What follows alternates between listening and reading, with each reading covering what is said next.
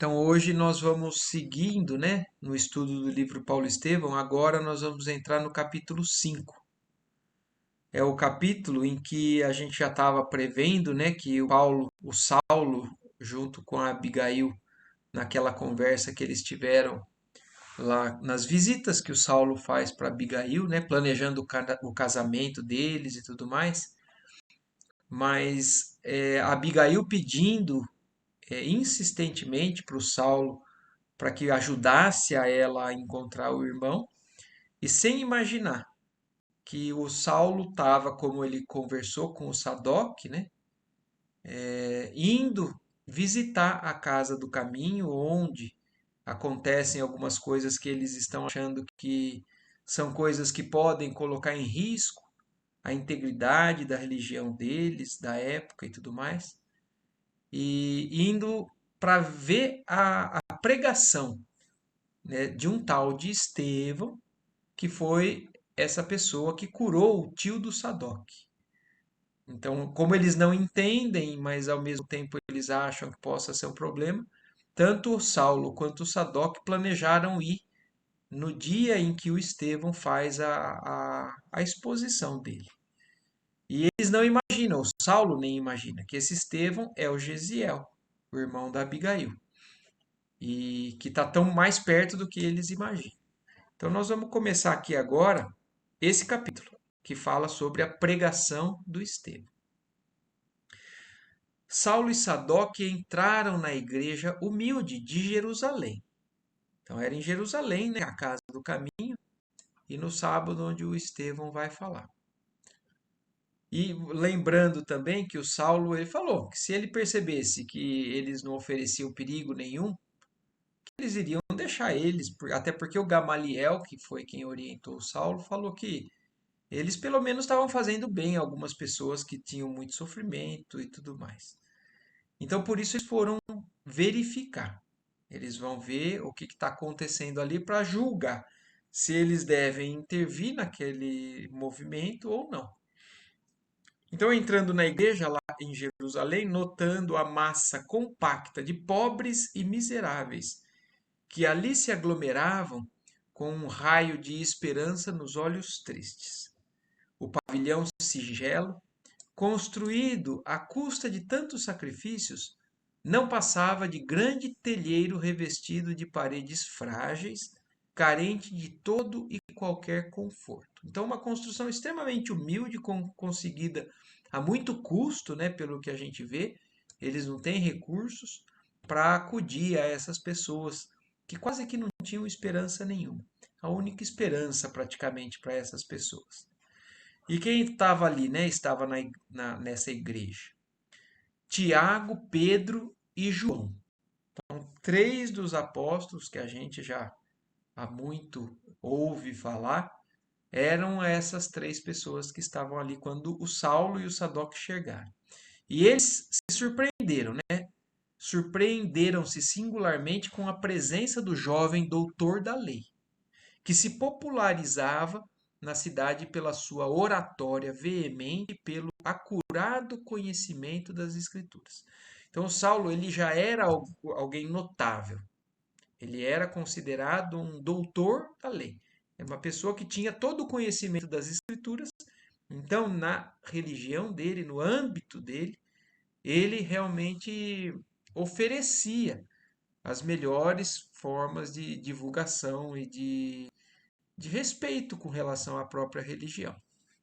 Então, e esses apóstolos já ficaram surpreendidos porque ele estava entrando ali. Os generosos galileus ofereceram-lhe o banco mais confortável. Ele aceitou as gentilezas que lhe dispensavam, sorrindo com indisfarçável ironia de tudo o que ali se deparava.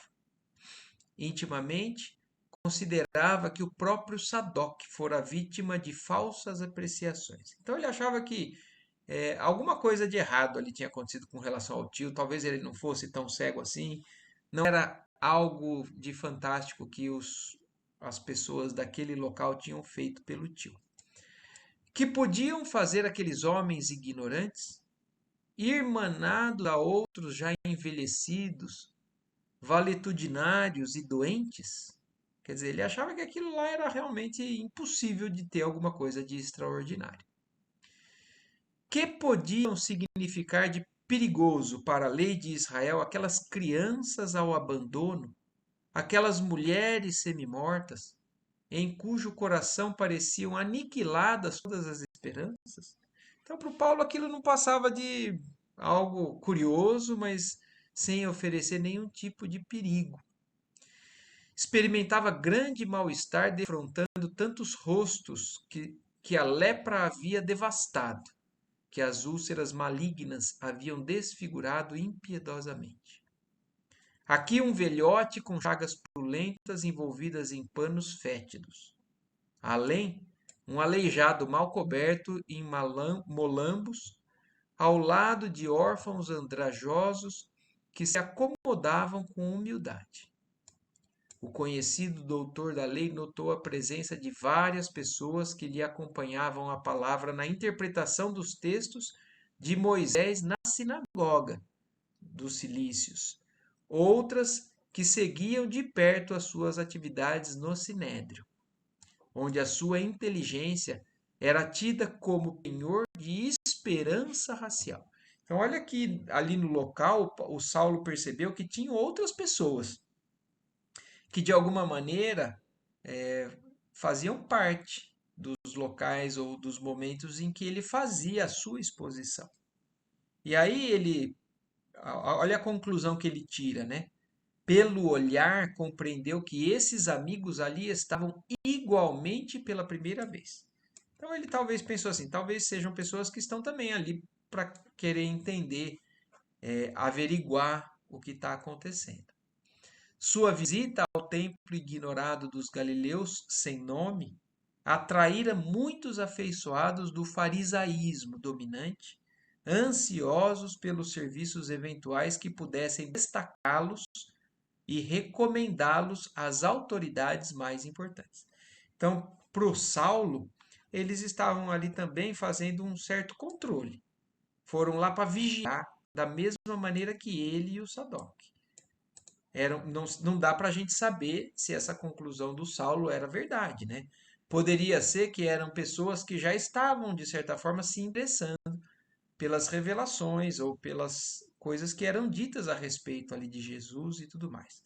Mas aos olhos de Saulo, eles não se transviariam. Eles iriam então vigiar simplesmente para ver se aquilo era algo também, um problema, para poder denunciar, se fosse o caso. Saulo concluiu que aquela fração do autoritário, concluiu que aquela fração do auditório fazia ato de presença e de solidariedade em qualquer providência que houvesse de tomar. Pareceu-lhe natural a lógica, pareceu-lhe natural e lógica aquela atitude, conveniente aos fins a que se propunha. Não se contavam fatos incríveis, operados pelos adeptos do caminho? Não seriam grosseiras e escandalosas mistificações? Quem diria que tudo aquilo não fosse o produto ignóbil de bruxarias e sortilégios condenáveis? Ele acha que era um zelo, realmente, por parte desses que eram mais fiéis ali na sinagoga, para manutenção da religião da época. Então, para que aquilo não fosse deturpar ou ferir a lei, né, de Moisés, as leis do Antigo Testamento. Então, para que a gente entenda, Jesus está chegando agora, né? O que Saulo sabe com integridade é todo o Velho Testamento. Então, para eles, as leis eram essas. E qualquer coisa que ferisse a isso deveria ser passível de punição. Então, para o Saulo, tanto ele quanto os outros ali estavam fazendo esse papel de controle.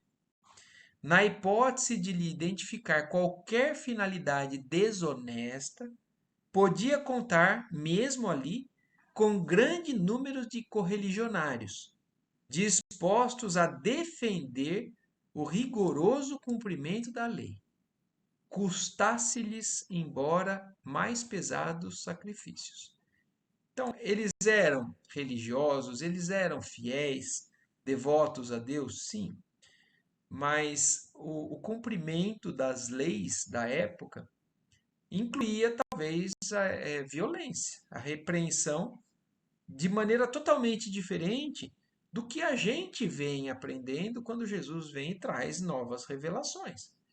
Então, apesar de ser uma pessoa íntegra, fiel a Deus, para ele, qualquer coisa que desviasse o caminho daquela religião era passível de punição severa. E agora ele estava, inclusive, mais tranquilo, porque não era só ele e o Sadoc que estavam ali. Inúmeros outros, um grande número de correligionários estariam dispostos ali a defender o cumprimento da lei.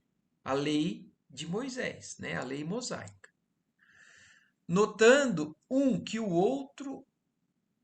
outro quadro menos grato ao seu olhar acostumado aos ambientes de luxo, evitava fixar os aleijados e doentes que se acotovelavam no recinto, chamando a atenção de Sadoc com observações irônicas e pitorescas.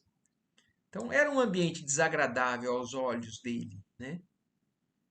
Quando o vasto recinto, desnudo de ornatos e símbolos de qualquer natureza, de todo se encheu, um jovem permeou as filas extensas, ladeado de Pedro e João, galgando os três um estrado quase natural formado de pedras superpostas. Então, só para a gente também entender, né, o quanto que as igrejas, ou a continuação do que Jesus veio fazer, realmente já acudia esses desvalidos, né, esses que eram menosprezados pela sociedade. Então a casa era cheia desse tipo de irmãos, né, necessitados, e para isso, para o Saulo, isso gerava um certo desconforto. E aí ele está descrevendo que o local se encheu. E aí, em determinado momento, um jovem, então, né, entrou nesse local com Pedro e João, um de cada lado dele. E aí, vozes, né, gritando: é Estevão, Estevão, é Estevão. Vozes abafadas inculcavam o pregador, enquanto seus admiradores mais fervorosos apontavam para ele com um jubiloso sorriso. Então, para a gente já ter uma noção quanto que o Estevão realmente se destacou em pouco tempo no conhecimento das novas revelações, que ele tomou conhecimento através da ajuda de Pedro, né?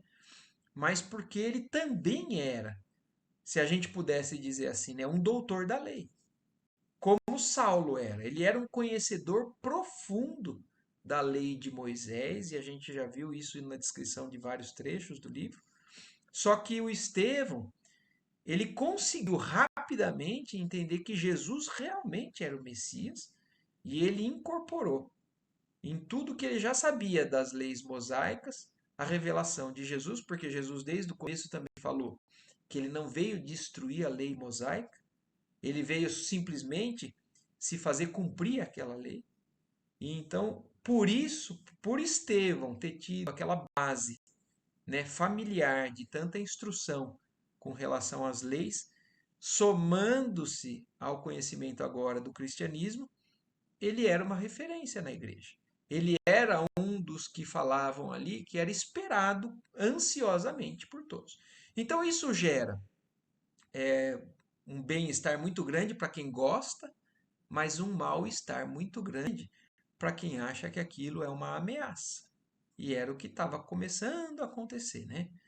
Inesperado silêncio mantinha todas as frontes em singulares expectativas. O moço, magro e pálido, em cuja assistência os mais infelizes julgavam encontrar um desdobramento do amor do Cristo, orou em voz alta, suplicando para si e para a Assembleia a inspiração do Todo-Poderoso. Então, o Estevão talvez fosse realmente ali, apesar dos apóstolos terem convivido com o Cristo, uma figura que representava o que mais poderia transparecer ou levar adiante com a mesma pureza a mensagem de Jesus. Em seguida, abriu um livro em forma de rolo e leu uma passagem das anotações de Mateus. Então, é o Evangelho de Mateus, que estava nas mãos ali do Estevão naquele momento de pregação. Então, ele abriu o Evangelho de Mateus, ou Levi, né, como a gente já sabe, e leu uma parte, um versículo. Leu assim: Mas ide antes às ovelhas perdidas da casa de Israel, e indo, pregai dizendo: É chegado o reino dos céus. Então, como se fosse um pedido, né, para que fosse atrás das ovelhas perdidas de Israel e para avisar. Então, olha que tipo de assunto que caiu justamente quando Saulo estava ali, né? Para que pudesse estender a mensagem de Jesus falando que é chegado o reino dos céus. Então a gente já vê que isso vai gerar uma certa polêmica no que o Estevão vai ter que falar e o que o Paulo vai ter que ouvir, o Saulo, né, ainda. Estevão ergueu alto os olhos serenos e fulgurantes e, sem se perturbar com a presença de Saulo e dos seus numerosos amigos, começou a falar mais ou menos nestes termos, com voz clara e vibrante. Então, agora Estevão vai fazer a explicação com relação àquele versículo sobre o que ele tinha para falar naquela noite.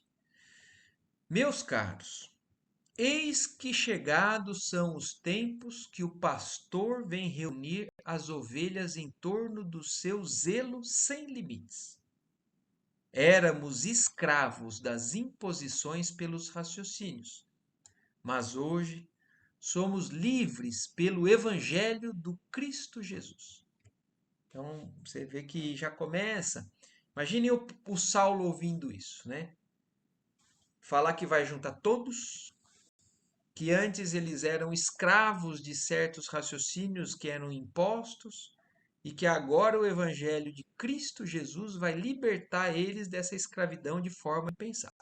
Então já entra, de certa forma, em um conflito com o que o Saulo veio ali procurar, saber se aquilo era uma ameaça ou não. Nossa raça guardou, de épocas imemoriais, a luz do tabernáculo, e Deus nos enviou seu Filho sem mácula. Então, o povo de Israel sempre foi tido como sendo aquele que detinha as revelações divinas, através das tábuas da lei, né, de Moisés. Mas agora, então, o Estevão está acrescentando.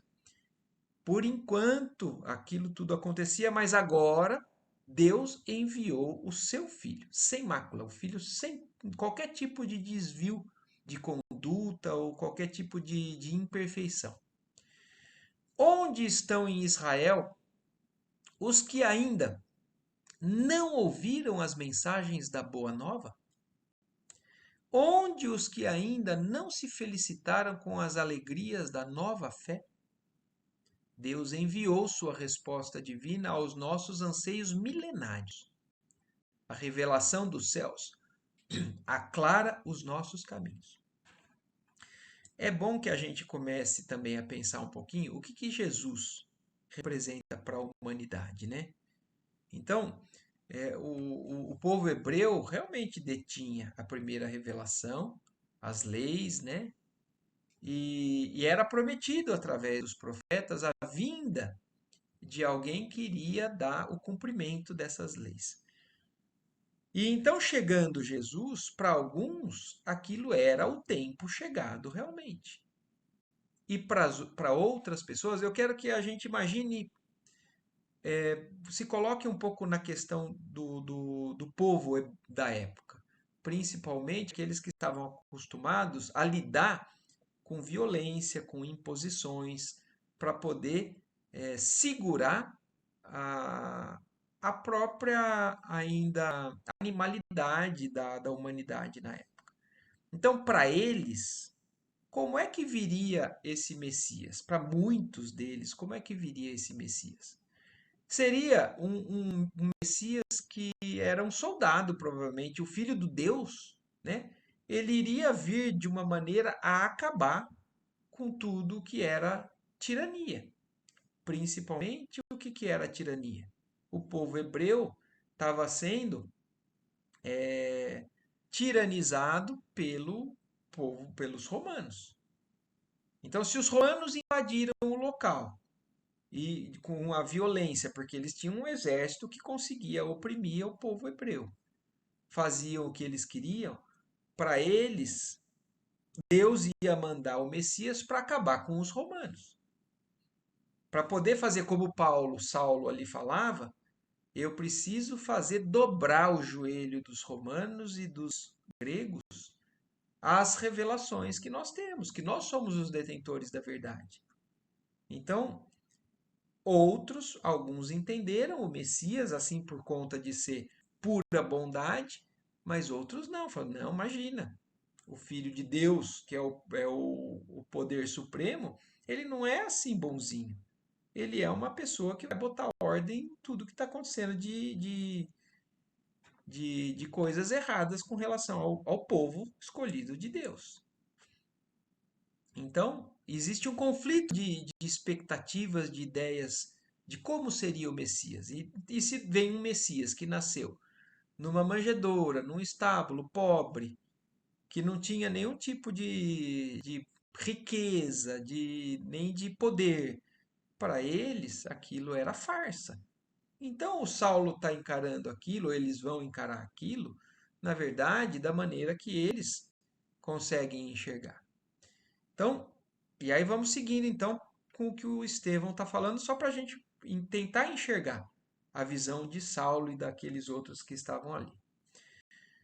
Consoante as promessas da profecia de todos quantos choraram e sofreram por amor ao Eterno, o emissário divino veio até o antro de nossas dores amargas e justas para iluminar a noite de nossas almas impenitentes, para que se nos desdobrassem os horizontes da redenção. O Messias atendeu aos problemas angustiosos da criatura humana, com a solução do amor que redime todos os seres e purifica todos os pecados. Então, isso é algo que já é diferente daquilo que eles, os religiosos da época, poderiam acreditar, né? Amar a todos de maneira igual, porque eles achavam que eles eram um povo escolhido e privilegiado de Deus. E os outros iriam receber punição. Não iria amar a todos. Iria separar o que é, o que merece e o que não merece. Purificar os pecados, aqueles que fazem muita coisa errada, purificar. Então, já entra em conflito com a ideia de muitos da época e a gente sabe que ainda hoje tem gente que não consegue entender essa questão de colocar todos sob a mesma criação e os mesmos direitos perante o Pai, né? Mestre do trabalho e da perfeita alegria da vida, suas bênçãos representam nossa herança. Moisés foi a porta, o Cristo é a chave. Então, olha isso, imagine Saulo ouvindo isso. Para eles, Moisés é o auge. E falar que o carpinteiro, que eles já ouviram falar, porque para Saulo, o Cristo já veio, já foi condenado, morto entre ladrões. Então, ele era realmente águas passadas. Já foi desmascarado, era uma falsidade. Mas agora Estevão está falando em público aquilo tudo. Moisés é a porta, mas Jesus é quem abre essa porta. Com a coroa do martírio adquiriu para nós outros a láurea imortal da salvação. Éramos cativos do erro, mas seu sangue nos libertou. Na vida e na morte, nas alegrias de Caná, como nas angústias do Calvário, pelo que fez e por tudo que deixou de fazer em sua gloriosa passagem pela terra, ele é o Filho de Deus iluminando o caminho. Então são afirmativas que pegam assim de maneira meio dura aos ouvidos, né, de um doutor da lei da época que estava defendendo a lei de Moisés. Acima de todas as cogitações humanas, fora de todos os atritos das ambições terrestres, seu reino de paz e de luz esplende na consciência das almas redimidas. Ó Israel, tu que esperaste por tantos séculos, tuas angústias e dolorosas experiências não foram vãs. Enquanto outros povos se debatiam nos interesses inferiores, cercando os falsos ídolos de falsa adoração e promovendo simultaneamente as guerras de extermínio com requintes de perversidade, tu, Israel, esperaste o Deus justo, carregaste os grilhões da impiedade humana na desolação e no deserto, converteste em cânticos de esperança as ignomínias do cativeiro. Então, olha que ele está nesse momento aqui exaltando o povo hebreu que foi libertado da escravidão do Egito, né? Que Moisés conduziu a eles. Então ele não está negando, né? O povo sempre foi correto em seguir as leis através, né, da liderança de Moisés. Então, mas ele está acrescentando que algo agora chegou para mudar algumas coisas com relação a essa forma de encarar. Sofreste o opróbrio dos poderosos da terra. Viste os teus varões e as tuas mulheres, os teus jovens e as tuas crianças exterminados sob o guante das perseguições, mas nunca descreste da justiça dos céus. E olha quem está falando isso, né? O Estevão, o Gesiel, demonstrou exatamente através de tudo que aconteceu com ele, com o pai dele, né? A perseguição que há muito tempo sofria e sofre ainda o povo hebreu, e que agora, só que agora o que ele está falando? Que agora chegou a hora em que tudo isso vai começar a melhorar. Como o salmista, quer dizer, como o salmo, né, do profeta, afirmaste com teu heroísmo que o amor e a misericórdia vibram em todos os teus dias. Choraste no caminho longo dos séculos, com as tuas amarguras e feridas. Como Job, viveste na tua fé, subjugada pelas algemas do mundo, mas já recebeste o sagrado depósito de Jeová, o Deus único. Ó, esperanças eternas de Jerusalém, cantai de júbilo, regozijai-vos. Embora não tivéssemos sido fiéis inteiramente à compreensão, por conduzir o Cordeiro amado aos braços da cruz. Então agora ele está condenando quem fez aquilo com o Cristo, né? Porque apesar de estar tudo se cumprindo, como os profetas do Antigo Testamento disseram, prometeram ao povo que era o guardador, né, das leis, falou que apesar de todo o sofrimento, apesar de toda a perseguição, chegaria esse momento. E o momento chegou, e agora ele fala, só que não fomos totalmente fiéis, né? Porque levamos esse Messias à cruz. Então está deixando tudo muito claro ali para todo o povo que estava ali naquele local, especialmente para os que foram vigiar, que aquele que foi crucificado era o filho do Deus que eles todos acreditavam e que alguns deles condenaram à morte. E quem é que condenou, né? Quem é que condenou, senão o próprio povo do local ali de Jerusalém? Eles foram levados, né, ao julgamento. Jesus foi levado ao julgamento. E quem decidiu pela crucificação não foram os romanos. Lavaram-se as mãos. ali, né? Pilatos lavou as mãos. Falou que vocês resolvam o que vocês fazem então com ele. Então, quem é que crucificou? Foi o próprio povo. Então, de certa forma, Saulo, de alguma maneira, também é responsável, porque da maneira que ele encara, Jesus era uma farsa. Então, o povo identificou Jesus naquele momento como a mentira e por isso merecia ser punido. Falava que era o filho de Deus e não era, e por isso foi crucificado. Agora o Estevão está falando, nós erramos. Nós condenamos e crucificamos o Messias. Ele veio, era ele e ele foi condenado. Suas chagas, todavia, nos compraram para o céu com o alto preço do sacrifício supremo. Isaías o contemplou, vergado ao peso de nossas iniquidades.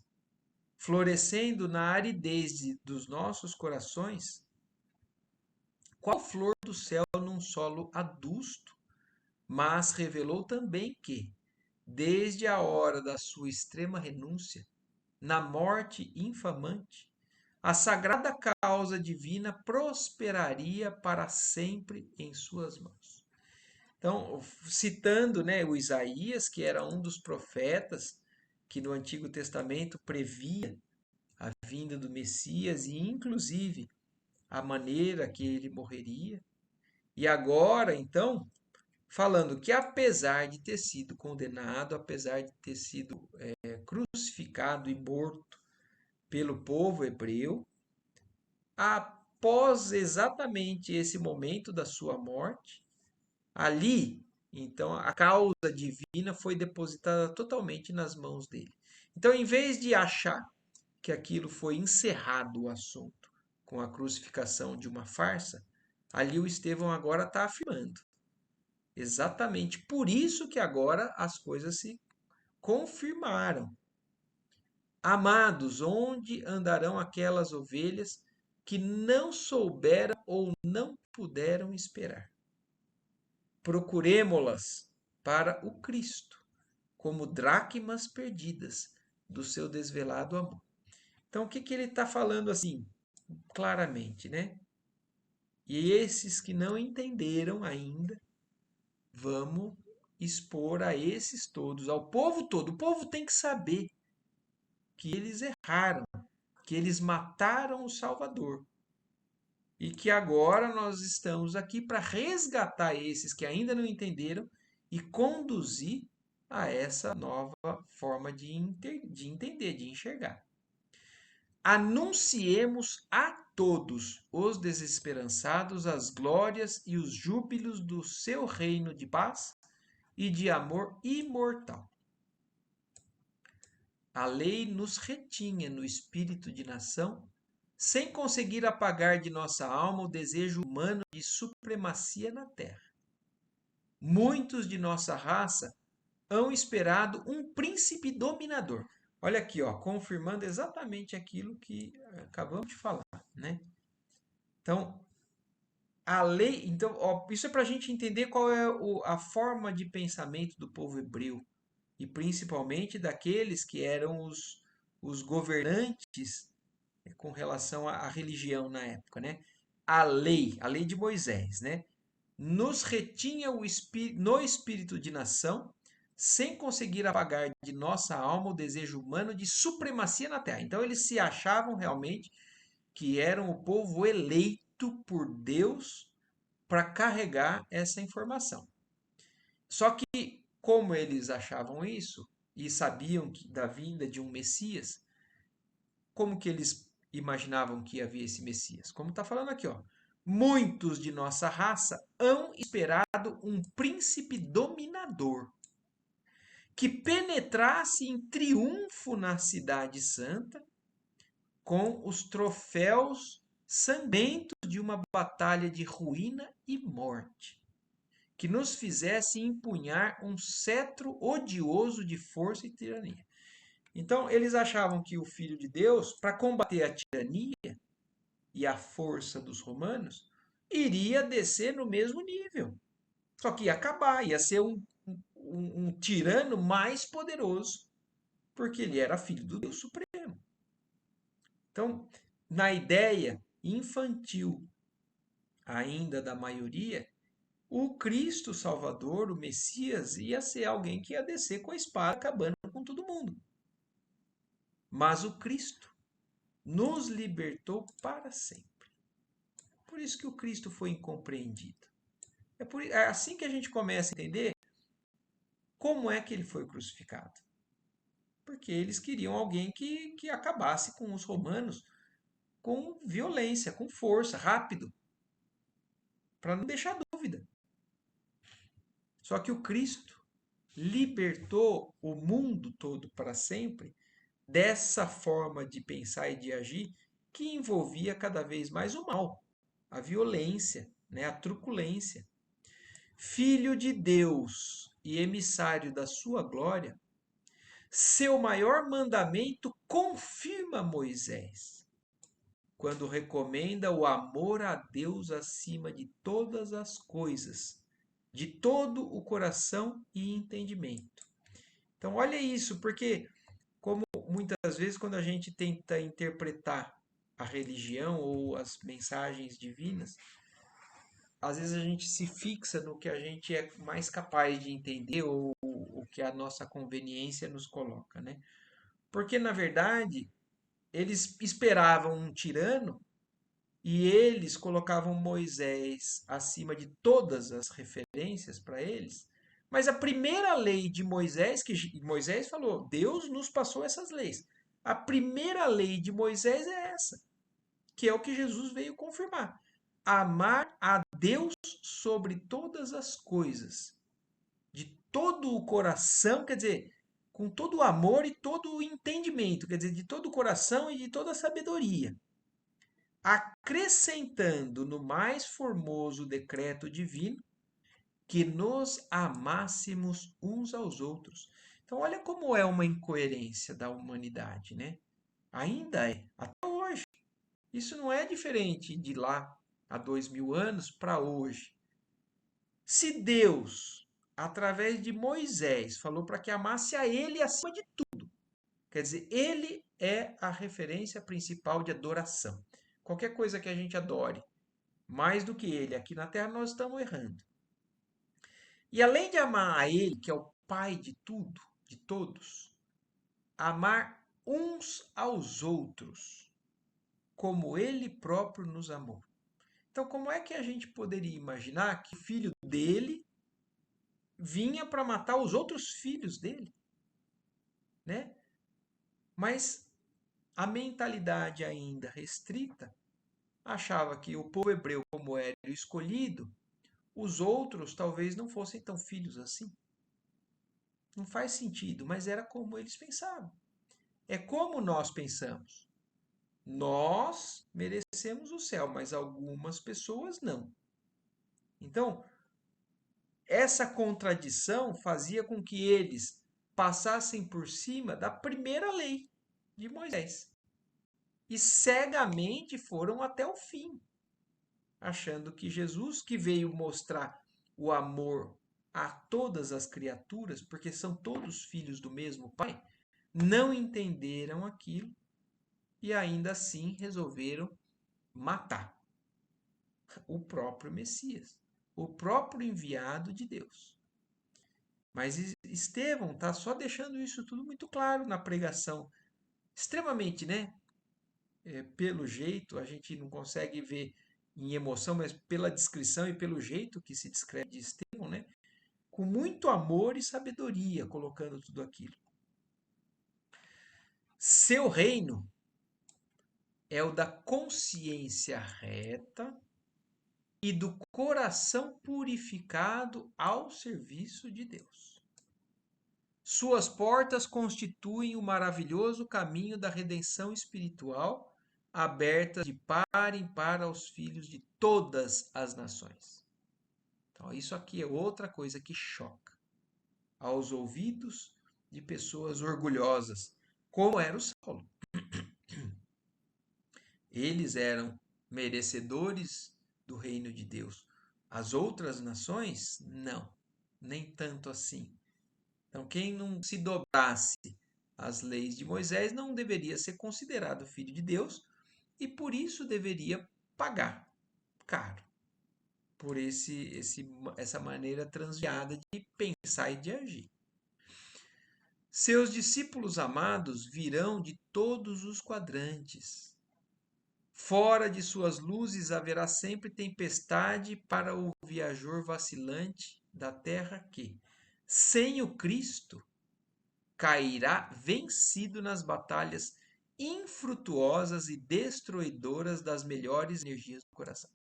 Então, mais uma vez, a gente está tentando entender o contexto, né, do que é Estevão, do que ele traz e de como Saulo está ouvindo tudo isso. Então, olha o que ele está falando. Sem o Cristo, aquele que eles crucificaram, qualquer um cairá vencido. Olha aos ouvidos de uma pessoa orgulhosa e que se acha o soberano, né? Somente o seu evangelho confere paz e liberdade. É o tesouro do mundo. Em sua glória sublime, os justos encontrarão a coroa de triunfo, os infortunados o consolo, os tristes a fortaleza do bom ânimo, os pecadores a senda redentora dos resgates misericordiosos. Então, dizendo o que é que vai acontecer, né? Para aqueles que são os seguidores do Cristo e o que não são e os que não são seguidores do Cristo. Ainda nós estamos na fala do Estevão, né? Tá tudo bem por enquanto? Então vamos seguindo. Tá. É verdade que o não havíamos compreendido. No grande testemunho, os homens não entenderam sua divina humildade e os mais afeiçoados o abandonaram. Quer dizer, olha isso, está até falando do momento do testemunho final, né, na crucificação. Até os apóstolos ele está dizendo aqui, né? Muitos não entenderam a humildade dele como sendo realmente o do Messias, do Filho do Pai enviado, e até os mais afeiçoados a eles, aqueles que acreditaram nele, que seguiram ele. Na hora que o povo e os romanos pegaram ele e falaram, não, agora quem seguir ele ou quem quer que seja que esteja do lado dele, vai sofrer as consequências que nós vamos impor, o que aconteceu? Duvidaram. Poxa, será que é ele mesmo o Messias? Será que é ele mesmo o Filho de Deus? Se fosse o Filho de Deus, ele não ia deixar fazer isso com ele.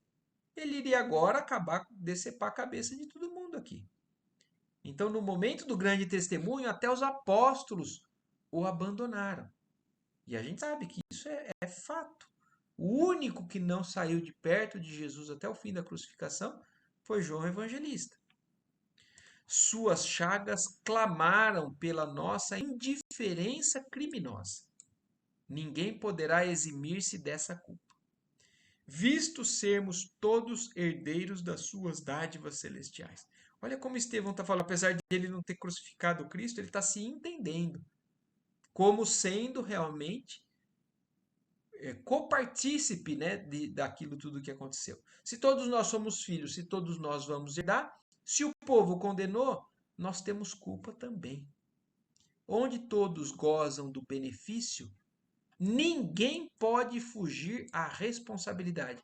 Olha que forma de pensar que está muito além da nossa maneira de compreender as coisas, né? Onde todos gozam do benefício, ninguém pode fugir à responsabilidade. Essa a razão por que respondemos pelo crime do Calvário. Mas suas feridas foram a nossa luz, seus martírios o mais ardente apelo de amor, seu exemplo o roteiro aberto para o bem sublime e imortal. Vinde, pois, comungar conosco à mesa do banquete divino, não mais as festas do pão putrescível, mas o eterno alimento da alegria e da vida. Não mais o vinho que fermenta, mas o néctar confortante da alma diluído nos perfumes do amor imortal. O Cristo é a substância da nossa liberdade. Dia virá em que o seu reino abrangerá os filhos do Oriente e do Ocidente, num amplexo de fraternidade e de luz. Então, compreenderemos que o Evangelho é a resposta de Deus aos nossos apelos em face às leis de Moisés. A lei é humana, o Evangelho é divino. Moisés é o condutor, o Cristo, o Salvador. Os profetas foram mordomos fiéis. Jesus, porém, é o Senhor da vinha. Com a lei éramos servos. Com o Evangelho, somos filhos livres de um Pai amoroso e justo. Aqui está uma das diferenças cruciais, eu acho, do que Jesus veio fazer. Porque até então a humanidade enxergava Deus como o Todo-Poderoso, em que todos eram servos dele. Jesus mudou o conceito, a forma da gente enxergar Deus. Deus era um tirano, um soberano, em que todos deveriam temer a ele e deveriam obedecer a ele para não ser punido. Jesus veio mostrar, foi o primeiro a chamar Deus de Pai. Então, quando Jesus faz com que a humanidade enxergue que Deus é Pai, ele nos coloca na condição de herdeiro desse reino. Porque até então, olha como fala aqui, ó. Os profetas foram mordomos fiéis, quer dizer, trabalhadores, empregados daquele Deus. Jesus, porém, é o Senhor da vinha, ele é dono também. Então coloca Deus mais ou menos no mesmo nível de poder usufruir das coisas com relação à humanidade, que é a herdeira disso tudo. Então, e aí, então essa é uma diferença crucial. Porque ó, com a lei, com Moisés, éramos servos. Com o evangelho, com Jesus, somos filhos, livres de um pai que é amoroso e justo, que não é tirano. Então isso muda tudo. Então, quando a gente tem Deus como um ser tirano, qual é a nossa maneira de fazer prevalecer a lei dele? Sendo tirano também. Jesus veio e falou: não, ele é nosso pai, ele nos ama com amor e justiça. Ele o sentimento dele para conosco é de amor e justiça. E se nós somos filhos livres, nós vamos então um dia herdar, e tudo o que é dele é nosso também. E ele nos ama. Então muda tudo. Muda, inclusive, o conceito do que se pode fazer com relação ao cumprimento das leis divinas. Então, quando ele termina isso, né? Nesse ínterim, Estevão sustou a palavra que lhe fluía harmoniosa e vibrante dos lábios, inspirada dos mais puros sentimentos.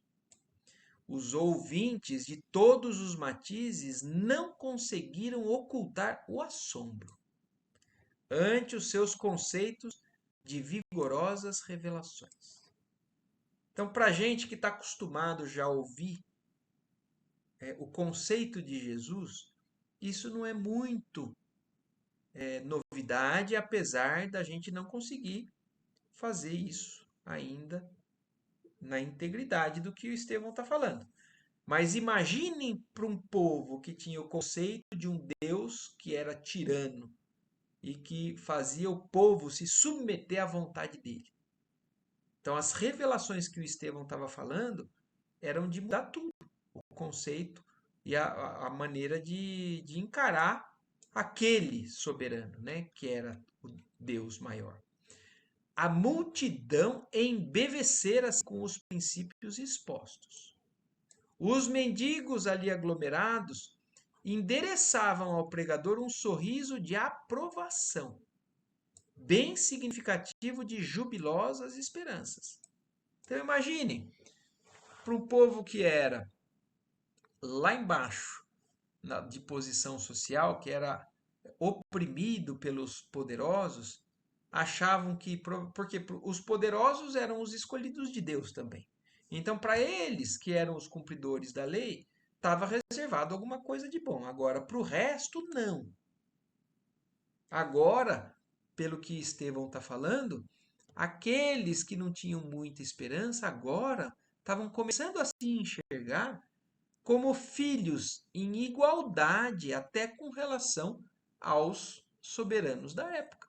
E isso começa a gerar uma certa confusão. É claro que esperança para quem está lá embaixo, mas uma certa contradição para quem está lá em cima. João fixava nele os olhos enternecidos, identificando mais uma vez, no seu verbo ardente, a mensagem evangélica interpretada por um discípulo dileto do Mestre inesquecível. Então, aos ouvidos de João, Estevão parecia a representação mais fiel de Jesus até então, desde que Jesus foi embora. Nunca ausente dos que se reúnem em seu nome. Saulo de Tarso, emotivo por temperamento, fundia-se na onda de admiração geral, mas altamente surpreendido. Verificou a diferença entre a lei e o evangelho anunciado por aqueles homens estranhos, que a sua mentalidade não podia compreender. Então, para o Saulo, aquilo foi uma afronta. Ele percebeu claramente que o Estevão colocou uma evolução, um benefício para os novos seguidores, e aqueles que não compreendessem estavam errados ou estavam, de alguma maneira, em desalinho com essa nova proposta. Então, Saulo enxerga aquilo com uma certa cautela. Era uma afronta, colocava um certo risco. Analisou de relance o perigo que os novos ensinos acarretavam para o judaísmo dominante. Então, para Saulo, aquilo era uma ameaça. Era perigoso deixar essas pessoas continuarem a fazer o que eles estavam fazendo, porque estavam influenciando a população aí de maneira a pensar, a, a menosprezar, talvez, ou a colocar como segundo plano as leis de Moisés.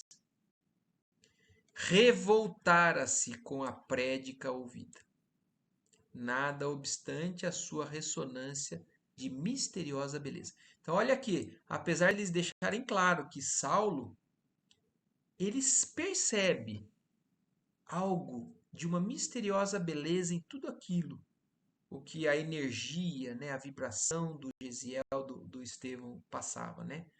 Mas ele estava revoltado, porque aquilo vinha bater de frente com o que toda a proposta dele fazia. Então aquilo era uma afronta para ele. Ao seu raciocínio, impunha-se eliminar a confusão que se esboçava a propósito de Moisés.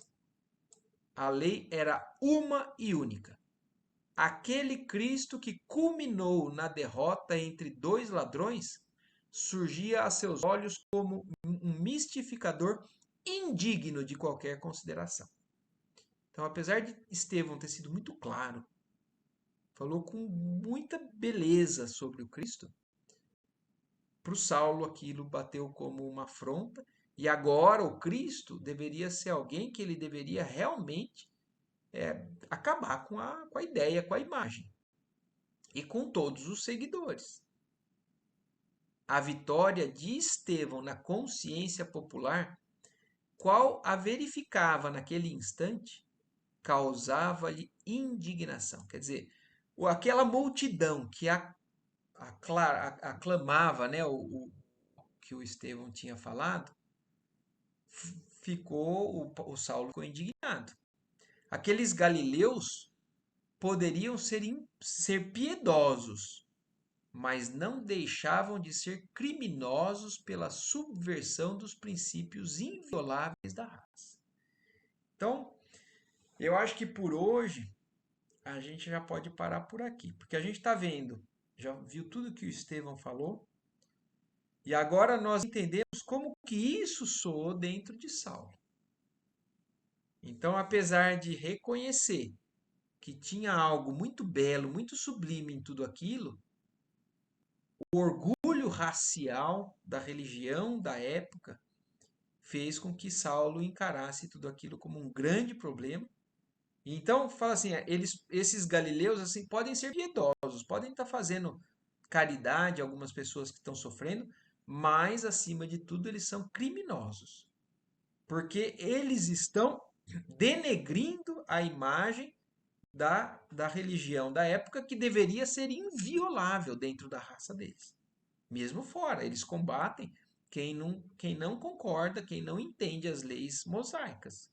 Agora, dentro ali deles, no próprio povo, alguém começar a falar algo que violasse a integridade da lei de Moisés, então, para Saulo, isso foi um grande problema. E agora a gente começa a imaginar, né? O que vai acontecer? É claro que a gente não vai esquecer que Saulo, um dia, virou o maior defensor do Evangelho. Mas até então ele ainda não está entendendo. E ainda tem nas mãos um orgulho, né, e poderes para fazer coisas que a gente vai ver daqui para frente. Vamos parar aqui então, né, no item 20. E aí semana que vem a gente já entra no item 21. Tudo bem? Ficou alguma dúvida com relação ao que ficou para trás aqui? Não, Tudo certinho? tudo certo. Bruna, Ádila. Então tá bom? Então beleza. Então vamos. Próximo domingo vai começar a ferver um pouquinho mais, né? Vamos ver qual vai ser a reação do Saulo ali dentro da igreja. E aí, então, muito obrigado mais uma vez para todos vocês. Que tenham uma ótima semana. Obrigada, Marco. Tchau, Boa gente. semana, gente. Boa Boa noite. semana. Tchau, tchau. Tchau.